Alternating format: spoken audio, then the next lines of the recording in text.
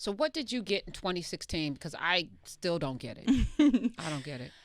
So I think a lot of Democrats, a lot of people who think of themselves as progressive on the left, we've kind of been told our entire lives that better things aren't really possible, and that the crises that especially our community live with are just a natural feature of the world as it is and always will be. And so we have politicians that promise to maybe bring the Black unemployment rate down a notch or two. We have politicians that say, let's expand Medicare for some people, but not all. We have politicians that say, I'm going to be better than the last guy, whether it's George W. Bush or whether it's Donald Trump. But we don't often hear people who are identifying the things that are going wrong most in our lives and are providing a solution to them. And that also identify that the reason why we have all these structural inequities isn't just because that's just how the world is. That's just capitalism. It's because the people who are our politicians that are supposed to be representing our interests are taking so much money from the pharmaceutical industry, from the banks, et cetera, industry groups that are directly antithetical to our interests, are directly opposing what everyday regular people want, and who is willing to take that on head on. And until you have a politician that is genuinely financially independent, who isn't taking money from all of the people whose sole goal in life is to exploit and subjugate particularly Black and brown people, you're not going to get any real progress in this country. And Bernie Sanders was someone who I didn't have to hold my nose and vote for. He was someone who spoke to all of my interests, who had the most robust criminal justice program, who was fighting for a $15 minimum wage when at the time the Democratic Party said, oh, $12.50 is about as far as we can go. It's a bridge too far, despite the fact that it hadn't been raised to keep up with inflation for decades. And he was someone who felt authentic and honest because he had been making these same arguments and fighting the same fight for his entire life. But in Congress, where laws are made, right? Because we have 3 branches of government. And again, the president's role is very limited in terms of what he can do. And let's go back to Barack Obama, who took over a disaster of an economy, saved the auto industry, put some stimulus packages in place, saved some banks. And we could argue about whether they should have been saved. Maybe they should have been allowed to fail, all of them. But unemployment was at 16.8% in the Black community. Under his tutelage, plummeted to 7%, and I think it got even lower because Mitt Romney was like, if it can get to, I think, 7% or whatever, and under Obama at some point it dipped. And Trump is now taking credit for all of that. But that 10-point, 12-point drop, percentage point, was under Obama with not having full Congress. Absolutely. He wanted health care for all, but ran into something called Congress, right? Where we know what Mitch McConnell is still doing. Yeah. But some could argue, because I argued this, when he had both the House and the Senate, he should have ran through everything. Everything. Yeah. But he wanted to be a politician and reach across the aisle but he didn't realize they hated him that much that they were going to make him a one-term president. They were going to stand in his way.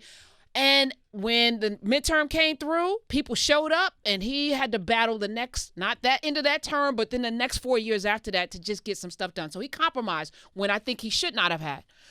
But Bernie's going to run into a similar problem, and worse, because 30 years in the Senate with not a whole lot of people among your own people. Now, we replaced him, that's one thing, but he doesn't have a whole lot of people going, yay, people he's worked with for 30 years. So I want to push back against that a little bit, because if there's any reputation that Bernie has in the Senate, it's that he gets along with people across the political divide. And the reason that he's been able to do that and to make a large number of accomplishments, including the VA bill, which is one of the legislative accomplishments that Trump tries to claim the most credit for, because it's a bipartisan bill that even Republicans know that they love. It was with John McCain, right? It's a good one, yep. And so when people talk about Bernie Sanders, they say, even if I don't agree with him, a lot of Republicans are on tape. You can play the tape back saying this over and over again. I might not agree with his approach. I don't agree with everything that he stands for, but I know that he's fighting for it because he genuinely believes it. True. And I know that there's not games to play. And when people make this argument that, what has Bernie Sanders accomplished? What are the bills with his name on it? He is known as the Amendment King because he understood in a way that a lot of other politicians don't, that it's not about putting your name on the top of a bill. He knows that sometimes, in fact, putting your name on the top of a bill, especially if you're a visible Democrat who has knives out for them the way that Barack Obama did, is a surefire way to get it derailed. So he is known as passing more legislation through the amendment process than anybody else in Congress. Let's talk about the real elephant in the room. Sure. He's never been a Democrat. Let's talk about that. Let's talk about it. Let's talk about that. And I think, when we talk about political machines, which you understand, you come in, I contend that Bernie Sanders in 2016 was not running for president. He was running to put issues on the table, which I applauded. And then something caught fire. And then he started catching the vapors. So it went from, I want to be on the debate stage to have these issues talked about, to I might be able to win this nomination. But he was never a Democrat. So then it started being the system is rigged. It's rigged against independents. Absolutely. Because we have several states where you can't vote in the primary if you're an independent, right? New York is one of them, right? Which is why Trump's kids didn't even vote for him in New York because they didn't think, because Trump didn't run to be president. Right. He ran to have a media company. So his kids didn't even think about changing their party affiliation because they all were in on, Dad's not really running for president. And then by the time it got to New York, they couldn't even cast a vote for their father because they didn't change their party affiliation, which was Democrat. Trump's not a Republican either. So it makes it hard to fight in a system when the system is not rigged. It is a certain way. And Bernie knows that. So I really like that point, your last point there, because Donald Trump, for most of his life, was a Democrat. So let's ask the question, what does it mean to identify as a Democrat? And what matters more, your identification as a Democrat, just like Michael Bloomberg was a Democrat before he was a Republican, and then it's whatever he wants to be as far as the wind blows. Right. Trump was a Democrat.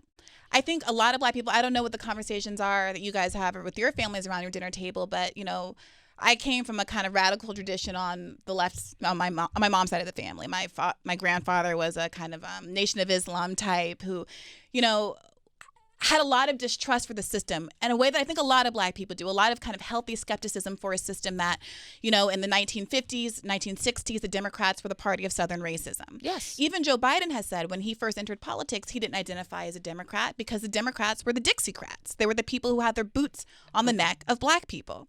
So what Bernie Sanders has said about his choice to identify as an independent is similar. That he wanted the Democratic Party to stand up for the ideals that it's supposed to represent.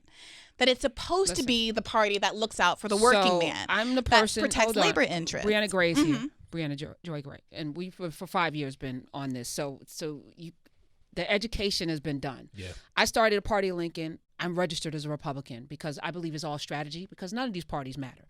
But if we're going to conquer and dominate a system, we have to do it strategically. And being an independent in many states where they have closed primaries, it makes it impossible for you to have a say in a primary where we can. So my thing was Party of Lincoln strategy, register as a Republican, show up in 2016, vote against Donald Trump for whomever. First it was we picked who's the guy that got his ass beat in his own yard? Rand Paul. Rand Paul got his ass beat in his own yard. Still trying to figure out what happened there. And then when he dropped out, we did Kasich, and so it was a strategy that nobody latched onto because, again, there's a system in place, Briahna, and if you want to break the system, you got to do it from the inside. Well, that's what he's doing. That's why he's running on the Democratic Party ticket, and also because he is the one who has largely defined what the Democratic Party platform is today. The reason that every candidate on that stage has to fight for a $15 minimum wage is because Bernie Sanders and the Unity Commission fought for it after 2016 and on down the line. Every candidate on that stage has to at least pretend to support some version of Medicare for all because Bernie Sanders took the cloth off and revealed that overwhelming majorities of Americans, not Democrats, but all Americans actually support Medicare for all, including a majority of Republicans. A slim majority, but a majority of Republicans support Medicare for all. So the question is, I hear your point. I want to really validate your point. But that's a Bernie problem. The problem of how he's going to compete in states that don't have open primaries, that's an electoral problem that we are rising to the challenge of. But the fact of the matter is that Bernie Bernie Sanders' identification as an independent actually is a strong argument for his electability, because the largest political identifying group in this country is not Republican, it's not Democrat, it's independent. Because a lot of people, some independents skew left, some skew right. But do those people vote though, Briahna? Absolutely. And that's exactly what we saw in 2016. Vote, but there's not a strong third party. If that were the case, there would be a strong independent party, and there's not, because the system is what it is. And my point is, I don't want to litigate whether he's a Republican or a Democrat or an independent, because I think none of that really matters. I need to know what we are voting for. And ultimately, I take umbrage at somebody who is not really seeing the system that they're in and making the necessary moves and basically weakening the people who would support him, those independents, and not telling them, hey, register as Democrats because I'm running. Oh, we are telling those people that. Let's do that. Absolutely. That's what we're doing. We have a massive voter education out. Let's look what happened in Nevada just now, and look what's happening in California. There has to be a massive voter education around caucuses. We did that in Iowa as well. That is why we overwhelmingly are dominating with people of color. People dismissed the Iowa voters of color because they're only 10% of the population, but we won every Hispanic precinct, yes, you did. Muslim precinct, and now look at Nevada, where we won 70% of the Hispanic vote. You want to talk about electability? You want to talk about the ability to win Texas in a general election? Those are the kind of commitments that we've made. And now, according to Morning Consult polls this week, Bernie Sanders is number one with black voters as well. Bernie Sanders is nationally. Nationally, Bernie Sanders is number one with black voters. Briahna, you had to show me the receipts on that. I'll show it to you right now. Go to @Briahna Joy. I tweet it every single day. You have to show me Bernie the receipts Sanders, on that. Here's the thing. What's the source of that? And here's the other thing. Briahna, you talked it's about the Morning Consult poll. Over and over again. I want to stay with this just for a second if I can, because the amount of surprise. I went on Reverend Al Sharpton's show about a month ago, and he asked me the question, how is he going to do better with black voters? And I said, these are the policies, but also keep in mind that we were number two with black voters at the time, closing in fast behind Joe Biden.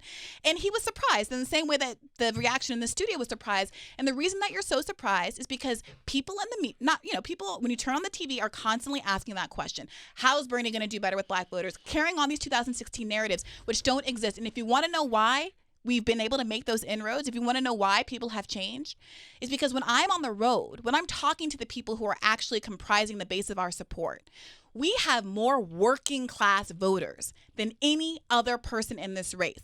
We have more union endorsements than every other candidate added up together, right? Okay. We saw the culinary, there was that, back and forth around the Culinary Institute in Nevada, but the culinary workers themselves came out, the rank and file came out to support Bernie Sanders. Because the reality is, millions of Americans are and underinsured, particularly people in our community.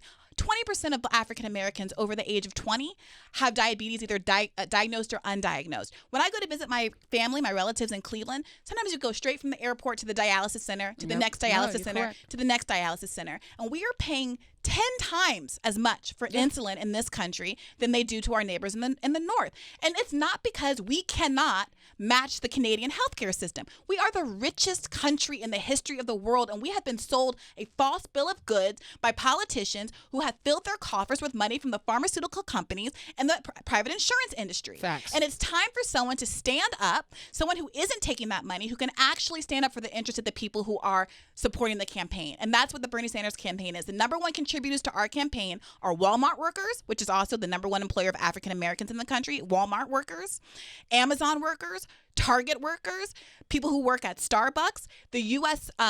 Postal workers.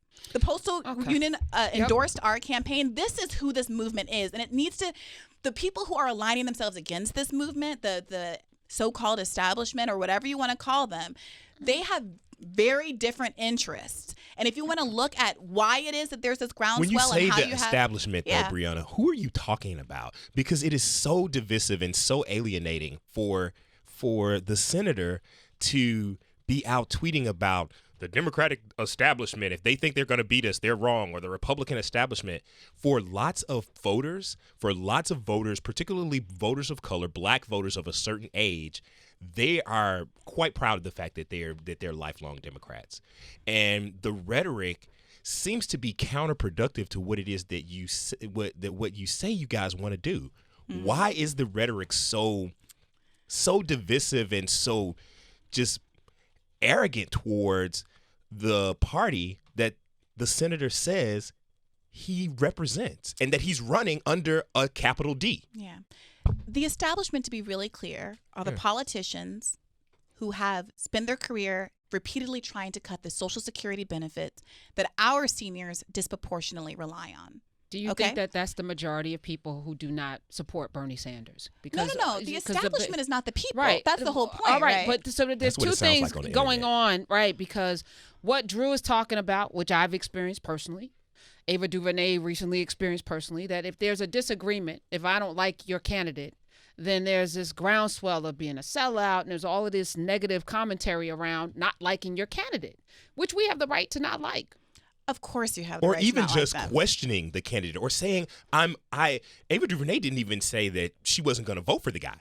She said, hey, this is not the way I want my pick for president to sound, right? Yeah, I think that that's fair. And look, part of why I'm here today, right, is because there are a lot of people who do support Bernie Sanders, and especially back in 2016 when there wasn't, the campaign didn't have the same infrastructure and we weren't as competitive as we are now, where being a black person who supported Bernie Sanders got you called a sellout.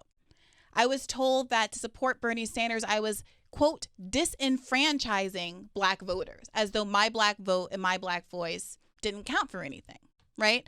So I think that I want to roundly condemn as Bernie Sanders has done repeatedly, roundly condemn. No, not really. You feel like he's roundly condemned the I Bernie. disagree with that. Hold on. And I think, personally as the press secretary, there hasn't been a round condemnation. I didn't see anybody say anything about Ava DuVernay and say, oh, no, sister, we are not for it. I didn't see that. And I was looking for it. Let me say it now. But why didn't it happen in the moment? Because it was really quick on this show. And because we got to address that elephant in the room, too. Yeah. When Jason Johnson sat right in that seat and he said what he said, and we'll talk about the island of misfit black girls in a second. That was a complete coming for, which was legit, right? You mad about that. But when Ava DuVernay says that and she says, y'all are coming for me, and she posts this little picture, I didn't see anybody from the campaign saying, we don't do that. Whoever's doing that does not represent the Bernie Sanders campaign. Well, I reached out to her personally. And so I spoke to her there. But part of the issue is what did that conversation look like? I offered, to talk to her, and I don't want to disclose a private conversation. Okay, but it didn't happen on Twitter, which is where her disdain happened. No, but here's what's happening. Jason Johnson is an MSNBC host and a public figure. Not when he was sitting here. So this is no. We've been doing this for 5 years. He's been part of this family. That's not the point I'm making. The point that I'm making is that random Twitter people who have no affiliation with this campaign, I have no control. I can't. No, you were leading the charge on Twitter because I was watching it. Because at some point I got roped in. I was like, no, I'm not going to get roped into this. I didn't tweet anything about Ava DuVernay. No, you tweeted a lot about Jason Johnson, though. With respect to what he said, yeah. When that clip came out, I quote tweeted it and I said this is disappointing and that I don't think that we should talk about each other that way. And I very much refrained and will continue to refrain saying anything personally about Jason Johnson because that's not my interest. Publicly, I agree with that because I think that this is the road that we're on right now, where I feel like people are so emotional about this campaign that they won't vote for Bernie or they won't vote for whomever because of emotions. We're going to vote for the nominee because I want to set the record straight on this as well. I want to set the record straight on this. There is this notion that Bernie supporters in 2016 did not support Hillary Clinton. Among my friends, people from the Bernie camp were going down to North Carolina, going down to South Carolina, taking trips because they knew the threat that Trump was. And statistically, twice as many Hillary supporters in 2008 voted for John McCain over our first black president than Bernie supporters in 2016 either stayed at home or voted for Trump. So we actually had a decline in the number of supporters who decided, I don't care, and I'm going to defect and not support the nominee. And so this Did you support the nominee? I live in New York, which, as you pointed out, is a blue state with closed primaries and all these kinds of things. So no, it's public record that I supported the third party candidate because I was an educated voter. You know what I mean? We have something called the Electoral College. You did not vote for Hillary Clinton No. because you knew that New York was going to go for her anyway. Blue, yeah. So you decided by like a 30-point margin. But what if, because you didn't know at the time, when you stepped into that voting booth, you didn't know, and it was a very interesting election cycle, and things were happening. Yeah. We had Comey. And I've talked to Bernie supporters, to Senator Sanders supporters who are very, very proud of the fact that they say, well, I still didn't vote for her.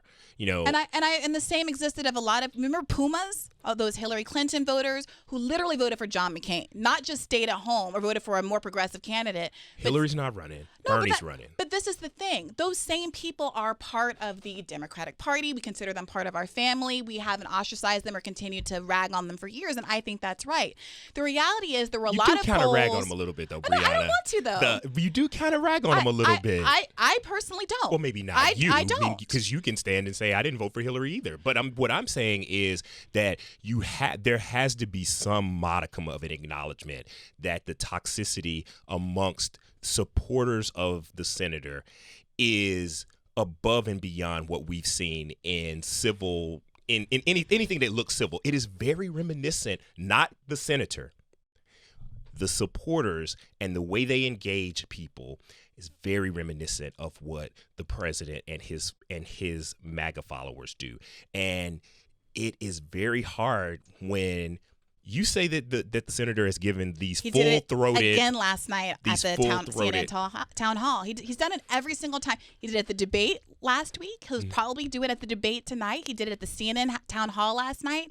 He tweeted it. He's tweeted several times when the whole WFP thing happened and people were going after Marcus. He roundly condemned it then preemptively. Like, here's the thing. Yeah. At a certain point, what else do you want him to say? And at a certain point, I think it's style over substance. I think really it feels, and again, these are emotions, and I think people are. If you've been under the attack yourself, you know. Well, exactly, I know exactly very well what it feels as someone like. Who has been under attack, and as someone different. who has said incredibly racist, vile, sexist attacks at me this entire campaign, and I don't talk about it because what's important to me is the attacks on the American people. I'm not trying to be funny, but the reason Bernie Sanders supporters are passionate is because at one side is MSNBC. No, I don't mean Jason Johnson. I just mean in general. Do you think Jason is a misogynist? But may I finish this one point? But since you brought him up again, I just want to know.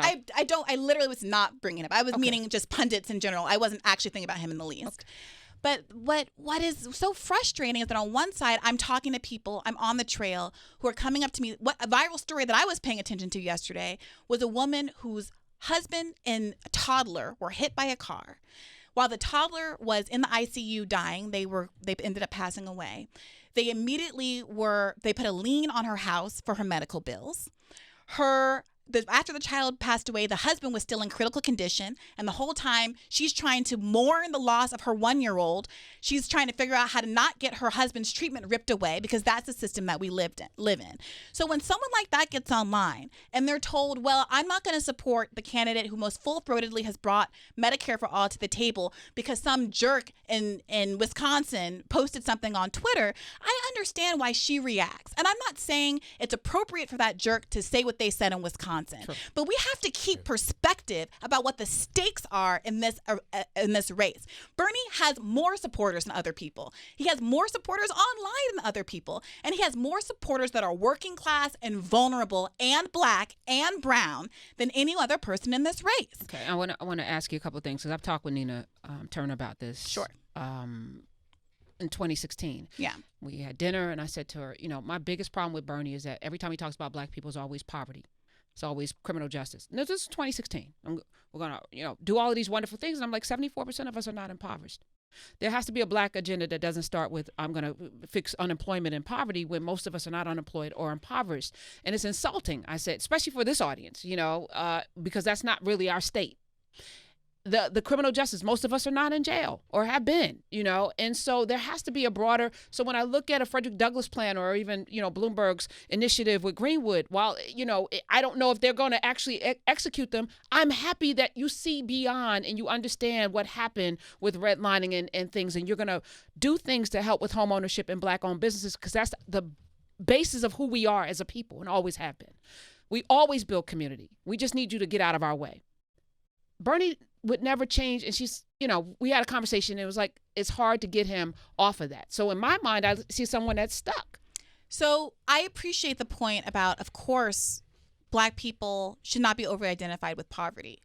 But Bernie Sanders, I don't think talks about Black people in poverty in that context more. I think he talks about poverty, period, more than any other candidate in the race. Because here's the statistics. Obviously, I'm a relatively affluent Black person who's lived a life with a lot of privilege. One generation removed, that's not the case.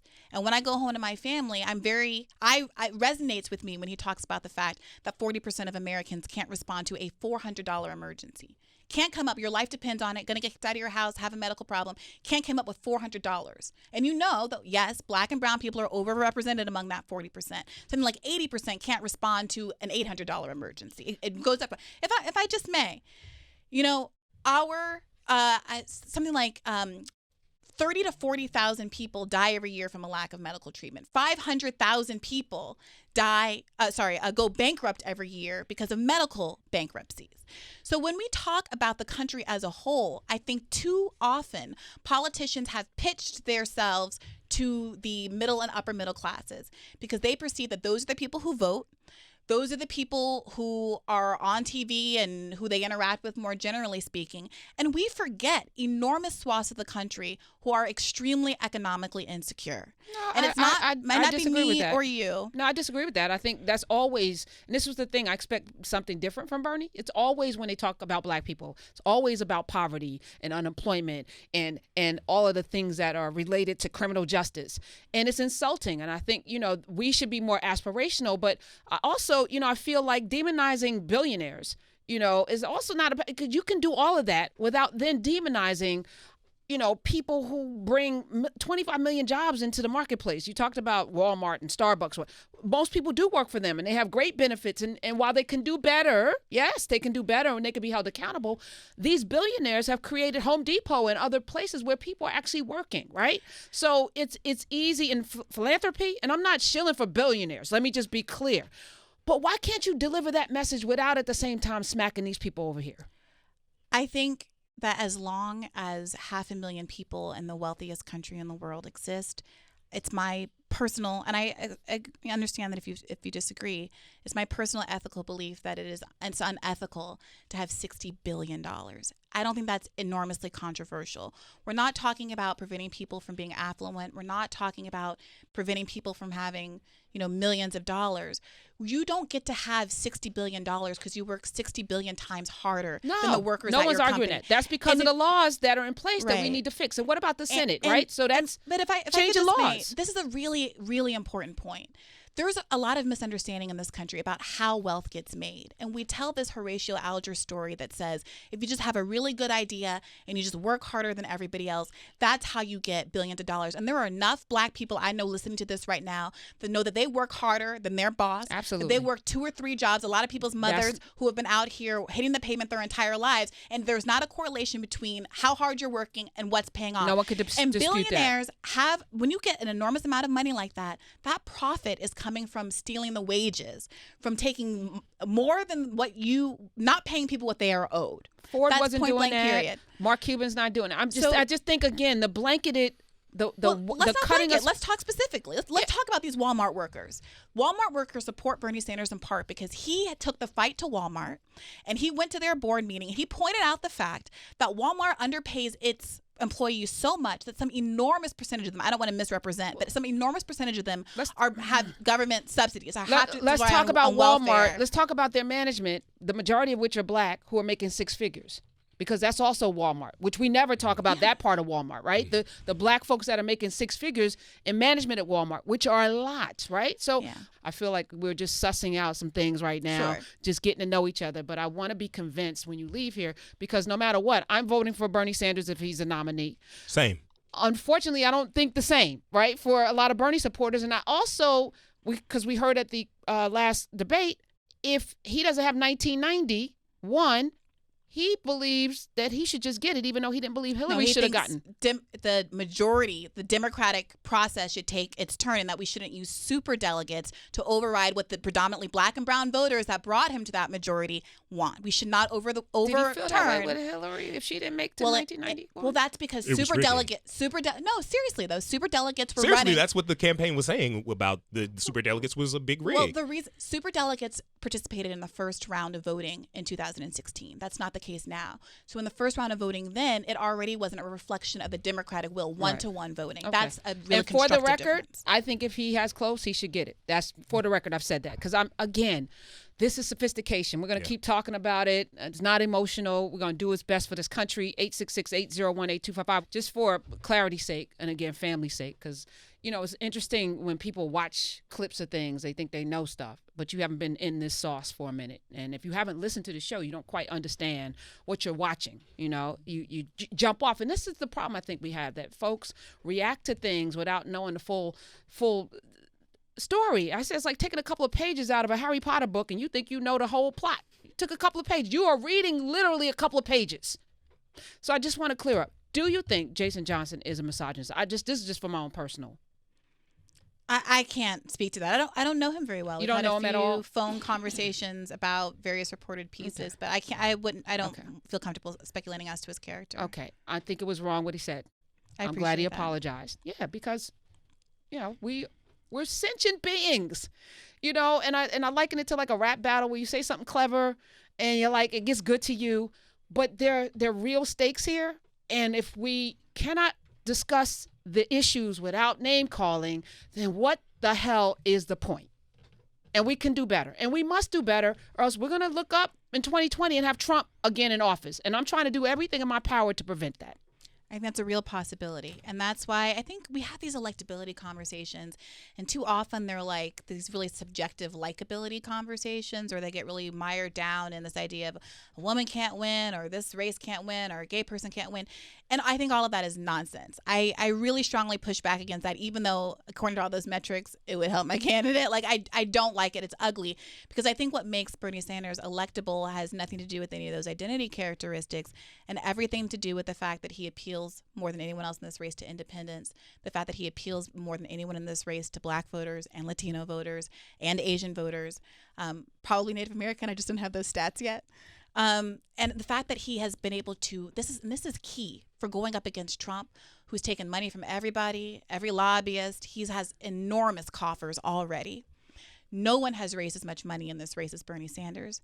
And that faucet can keep running because there's small dollar donations from people who haven't maxed out. Right. So a lot of other campaigns, they have folks who have given the $2,700. They did a big fundraising push in the beginning, right, and now they're running dry. You're seeing that with a lot of folks right now. Listen, there's no denying that there's energy behind Bernie Sanders. I just wish some of that energy wasn't so damn toxic. And the hyperbole is distasteful, and it's a turnoff, So I'm going to hold my nose if he's the candidate, because I don't like the energy that's around him. And I can liken it because, we've had Andrew Yang on. He's got a very vociferous, very engaged following, and they don't seem to be as nasty. And I look at even, the commentary online when you made a comment about, asking about a heart attack is akin to asking about someone's birth, like birtherism. Like, how did we equate I'd love those to talk about that. Please. So the point, as you know, now that I lived in Kenya, I know more than perhaps the average person about birtherism, and I'm someone who it's been confused about whether or not I'm Kenyan. Not that it should ever be a negative thing. No. But the reality is, when you have people asking a question when they know the answer to it, and there doesn't seem to be an end to it, and they're asking the question to create an air of skepticism, but not because they actually want to know the answer. That's the only analogy I was attempting to make there. So people, I think there's some misunderstanding about Bernie's medical records. See, but sound bites can be very, they can. So we got to be careful with the Briahna, I can't tell you how offensive that is to a lot of black people to compare the systemic racism and the vitriol and the 2 there's years, no comparison. The 2 years of what Barack Obama and what even his wife has said in her book that her and her children had to endure around Donald Trump and the birtherism and the birtherism movement and the birtherism comments that even the First Lady commented on as well. It's horrible. Yeah, it's what sparked Trump. It's what really gave Trump his political footing and elevated him to a position where he could be considered to be. Well, no, and I want to be really clear. The comparison was not. I never said the word birtherism. Okay. I never said that. That was something that I didn't media say creation. No, I'm saying you would, but the media certainly did.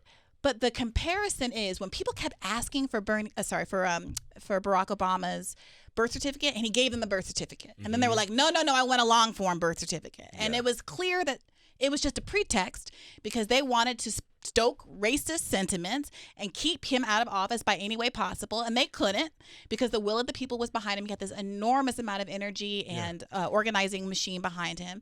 That was what was happening. And all I meant to say, and I apologize if the comparison wasn't apt, but all I meant to say is that Bernie had a heart attack. He promised to release medical records by the end of the year. He released them on December 30th. The press coverage of it was, oh, okay, he did it. It's fine. It's what he said. And all of a sudden, when polls were showing he was getting a double-digit lead in Nevada, people started to try to spin this narrative like at some point he said he was going to release more, and then he reneged, and that just never happened. So that's all I was trying to clarify. Thank you for not doubling down on that.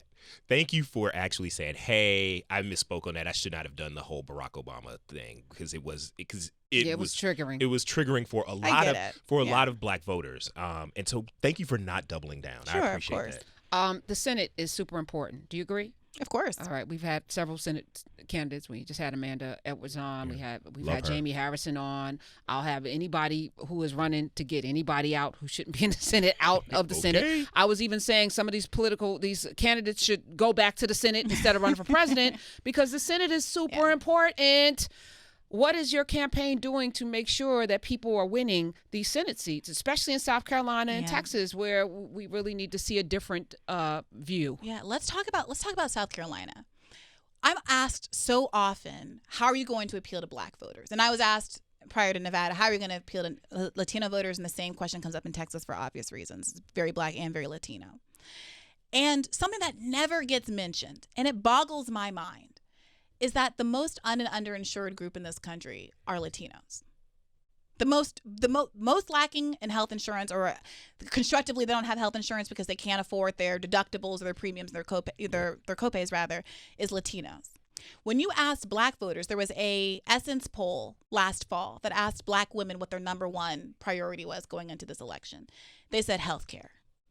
When you poll Americans, as I mentioned, some 70-odd% of Democrats support Medicare for all, 52% of Republicans, 60-odd% of Americans overall. That's what they want. And somehow the narrative is if you run on something like healthcare, it's going to be a deterrent. What are you doing to help senators win? So the question comes up about down-ballot races. What effect is Bernie and his policies going to have on down-ballot races? But when you but what are you guys specifically doing? Because I can tell you what Barack Obama did to go out and campaign for people to make sure maybe it wasn't effective. I'm sorry if I misunderstood the question. Yeah, I thought you were asking how the policies are going to bring people out. I want to know how you get people elected. What are you guys doing to make sure that these senators, because this is, to me, as important as this presidential race, what's happening with the Senate race. Yeah. So I do think that that policies matter. I do think that first and foremost, you drive high turnout. We have record numbers of youth turnout in some of these states we've already had, like Iowa. Are you registered? And that's what got Barack Obama into office. What is the Bernie campaign doing to get people registered and showing up? So the second thing I want to say is what made Barack Obama so strong as a candidate was that organizing machine that he put together. Nobody could touch it. And then part of what happened and why he didn't have the support that he needed during his tenure was that organizing machine got disassembled as soon as he got into office. And what that did was it let a lot of Democrats who didn't necessarily even want to back Barack Obama. You had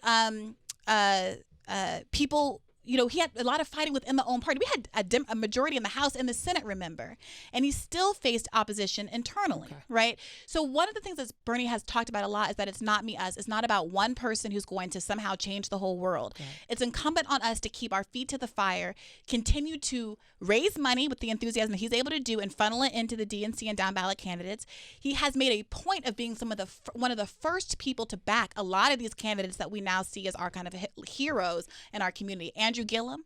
Bernie Sanders was the first major national politician to go down there and campaign for him. He went down and campaigned for Stacey Abrams as well, long before a lot of people thought these candidates were viable in the least. And so we've seen this also with Alexandria Ocasio-Cortez and how she's been able to lend the enthusiasm behind her candidacy, her campaign, and the policies, first and foremost, that she represents, to go around and campaign the way she did during midterms. And anybody who she campaigned for will tell you she was an enormous help. We see Bernie backing politicians like Cori Bush. He just released a whole slate of endorsements, predominantly Black and brown people. We wanted to make really sure that we made that kind of a statement during Black History Month. And we've seen that across the board. So I think that what you are going to see and continue to see is that the world that we thought wasn't possible because we couldn't put together the kind of coalitions that Jesse Jackson was talking about in 1980. In fact, let's talk about Jesse Jackson. Bernie Sanders was actually one of the only white elected officials. No one cares right now. We don't care. I'll just tell you, we do not care about that at all. I respect that you don't care. Listen. But when I talk to older Black voters, including the ones in my family, okay, the ones that I know, your family, Karen, the rest of us don't. The ones that I know and that I talk to respectfully, I am on the trail talking to a lot of Black voters. I'm heading to South Carolina tomorrow. I actually talk to millions of people every day, and they call up. I appreciate that. But there's a lot of diversity in our community as well. Absolutely, and we're not monolithic. When is he coming on this show? I didn't know that there was a request. Yeah, we've been requesting since 2016. Smith is my producer right here. Hey, Smith. Multiple emails have been sent out throughout the years. Yeah, I would love for him to come. Never he hasn't been to New York in a while. Well, obviously it's not close up on the campaign schedule right now, on the primary schedule. But fly over, drop in on a parachute, sit here for 20 minutes, 30 minutes. When he tends to come, it's usually late at night for a late night show and in we'll and out. pre-tape. But we'll do that.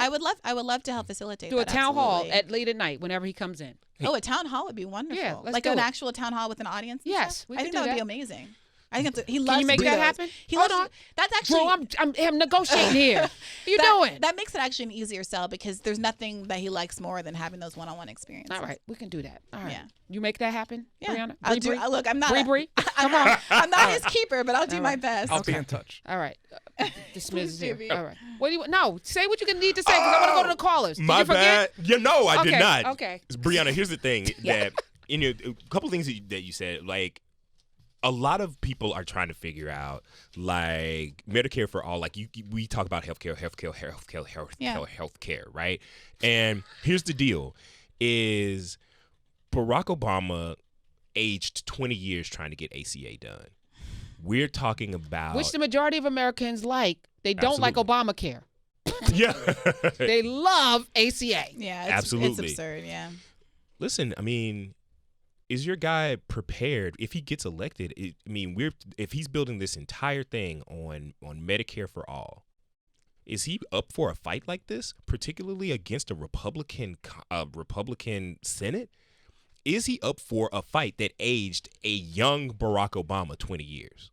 So we've learned a lot. We learned a lot through that ACA fight, and I think Barack Obama learned a lot. I think that we all, underestimated exactly how much resistance there was going to be from both sides of the aisle.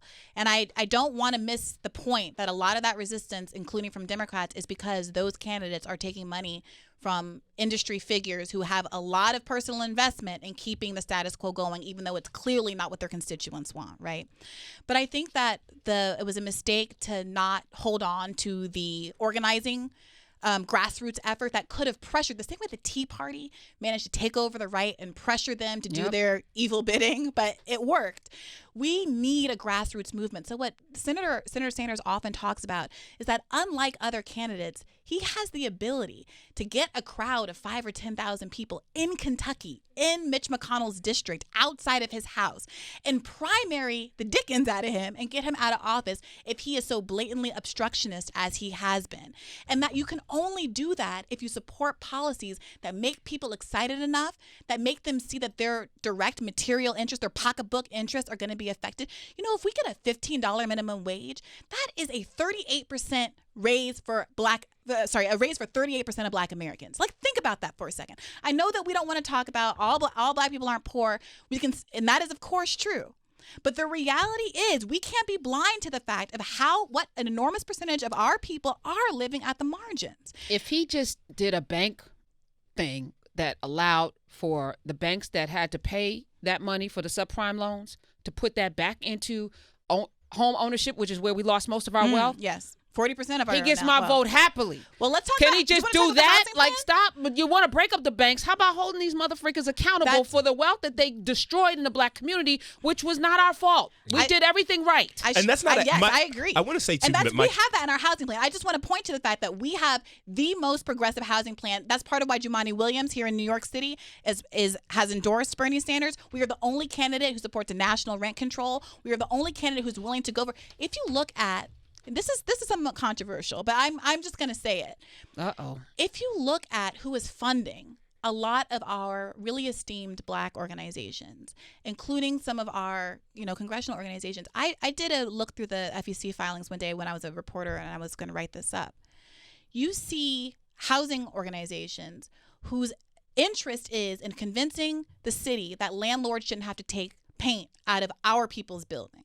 Oh. And those same groups are giving to black organizations and funding our black candidates. You don't listen to the show. And so we wonder I apologize. Yes, You're already on it. No, not just that, but we don't care about these organizations either. Okay. I mean, we don't think that they're doing anything to help. It's been 40, 50 years of no. So again, this shouldn't be adversarial. Okay. Yeah. It should not be. Yeah. And I want to make sure our callers, because all lines are lit, and, sure. And they're way smarter than I am. We have some of the smartest callers, smartest listeners in the entire world. I know that for a fact. So I want them to. So I'm just going to go down the line. I'm going to start in South Carolina. Brandy's been holding on. Welcome to the Karen Hunter Show. Hey, how you doing, Karen? Hey, Brandy.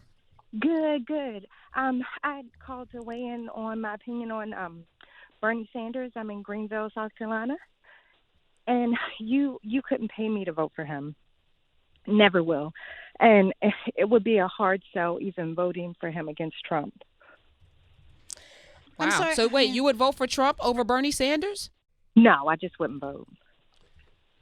All right. I mean, look, I respect, I'm not in the business of chastising voters. I don't think that you should ever shame anybody into voting. I would hope that I think we should shame them into not voting. Well, look, to voting. You better vote. But wait, so Brandy, what is it about Bernie Sanders that bothers you so? Because it seems it's a very strong emotion that you have. Oh, yeah. His supporters are as racist as Trump supporters. He rose on white populism just like Trump. And his policies are unrealistic. And I'm not going to pay for it. Okay. All right. So Briahna, you can't sit here and say that this is the first time you're hearing this. No, of course not. Of course not. I actually hear a lot that is unfounded. Is it unfounded? Some of this?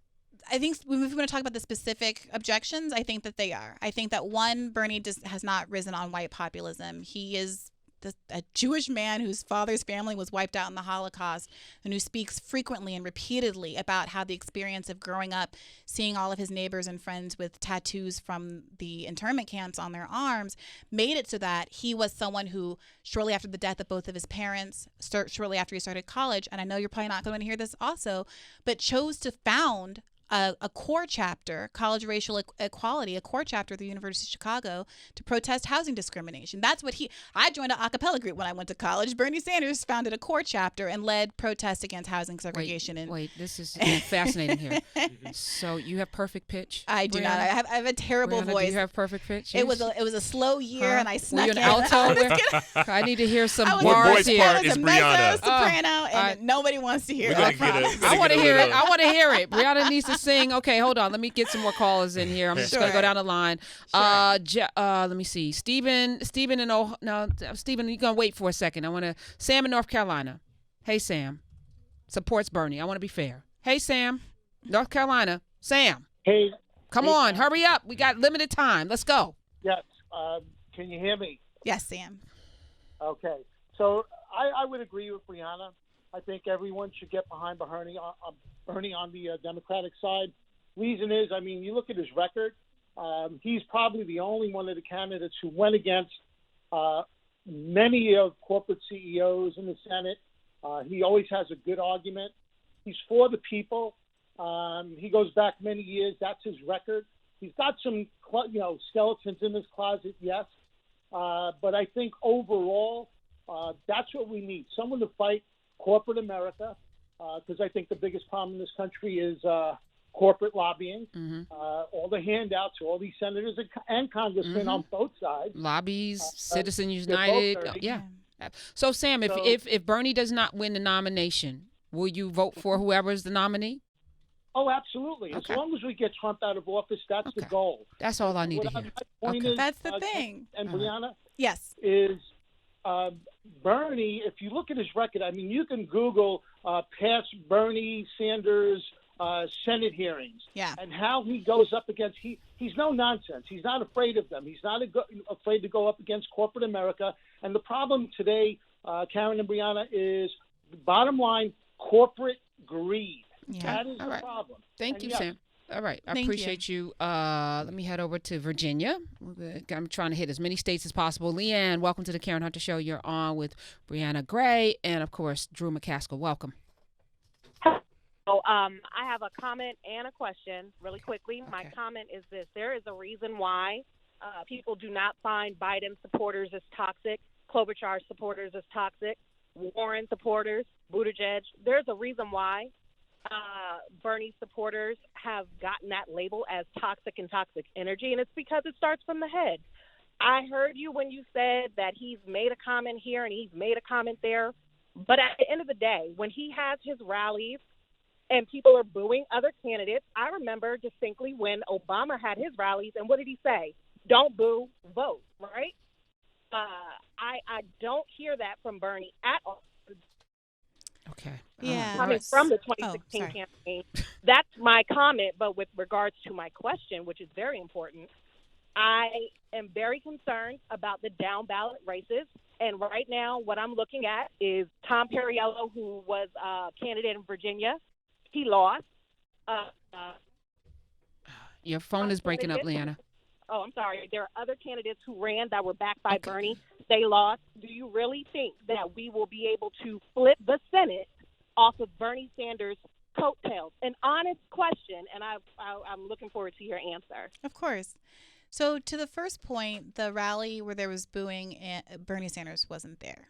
And Bernie Sanders has also had some of those moments. Not many, because it doesn't happen often, but he has had some of those Barack Obama not boo vote, but what we need to do is channel our energy into fighting for all of the people that I've explained or who comprise this movement. And so while I'm sensitive to the interactions that people have had with Bernie supporters or people who claim to be Bernie supporters online, I'm sensitive to them because I have experienced a great deal of negativity myself. And sometimes I think it's just what it is to be online, to be a woman online, to be a Black woman online. I don't have an interest in attributing any of the things that have been said to me to the supporters of other candidates. I don't think that that's fair. Some other candidates don't feel that way. They've said explicitly that they think everybody is responsible for their supporters, which means some folks out there have a lot to answer for. Yeah, and I think they should. And, that's that. But to your point about down ballot races, let's look at what happened in 2016. In 2016, I understand that a lot of people were very enthusiastic about Hillary Clinton, and I want to respect that. I want to respect the historical nature of her candidacy, what it meant for her to be a woman running. I appreciate all of that. In fact, I was a supporter of hers early in 2008, and it took kind of the ugliness of that campaign for me to start thinking differently about who she was as a politician, because I have a lot of natural sympathy for her as a woman who has been unfairly maligned in politics for decades. But the reality is, when you looked at what happened in a lot of states, especially Midwestern states, where a kind of populist working class energy drew a lot of support to Bernie Sanders, including the Black working class. I want to be really clear, when we're talking about working class people, especially in the Midwest, we're talking about a lot of Black people, like my partner's father, who worked in those assembly lines in places like Detroit and Milwaukee for decades, and whose jobs were the first to be shipped overseas by a lot of terrible trade deals that a lot of Democrats support, right? Bernie Sanders did not support those trade deals. And Donald Trump won a lot of votes off of having the right, quote unquote, right position on a lot of the trade deals that were disastrous for the industrial Midwest and the Black people that worked there. But what happened was, a lot of those voters in Michigan, a lot of those voters in Wisconsin, they came out and they voted. And they left the top of the ballot blank. And they filled out the bottom. And so the people who did vote chose to go ahead and vote down ballot without voting for the top of the ticket. But more importantly than that, in Wisconsin alone, 88,000 Black people who voted in 2012 didn't vote in 2016.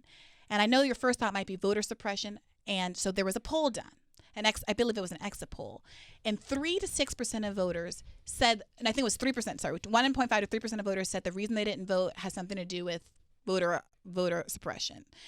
But upward of 60% of voters gave an answer something like, I didn't see myself represented in the ticket. I didn't see how this candidate was going to change my life. This felt like more of the status quo. And so if we want to turn people out, the numbers that we need to turn people out to actually flip the Senate, if we want to expand the voter base, so we're not trying to count, how many black people and get around gerrymandering and all of this, we have to figure out how to appeal to a bigger slice of America. And what Bernie's strategy is, to your point about him running on, Trumpy kind of white nationalism. He didn't run on. She didn't say he ran on that. Oh, sorry. She said he's he attracted. appealed to he that. appealed Right. to it. Right. It was appealing to people. I want to challenge you to consider whether what is really happening, and this is my view, is that it's populism. The thread that I think is accurate to identify that is across Trump and Bernie is populism. And it's saying, let me appeal to the class interests of people, white and black and brown, who are all suffering in very similar ways. And that is how you broaden out a coalition. That's how you get more than a small sliver. Barack Obama's real strength was that he was able to appeal to white voters too. In addition to turning out black voters in record numbers. A lot of that's that really also important. had to do, Briahna, and because we have to wrap. Sure. Unfortunately, we have a great tech guest, and I want to bring them on to talk about their company. But when I heard Bernie at the last debate talk about, somebody asked, maybe it wasn't even a debate question, about who you would pick for your vice president. He said, I would pick someone that lines up with my values. It was a town hall. It was a town hall, right, on CNN. And that disturbed me because Barack Obama picked Joe Biden primarily because it gave him a broader base, gave him more people that he could have access to. Bernie Sanders picking somebody that's just like him, what do you think about that? Well, I think I don't have to convince anybody at this table that Barack Obama was up against an incredible amount of racism that Bernie Sanders is not up against.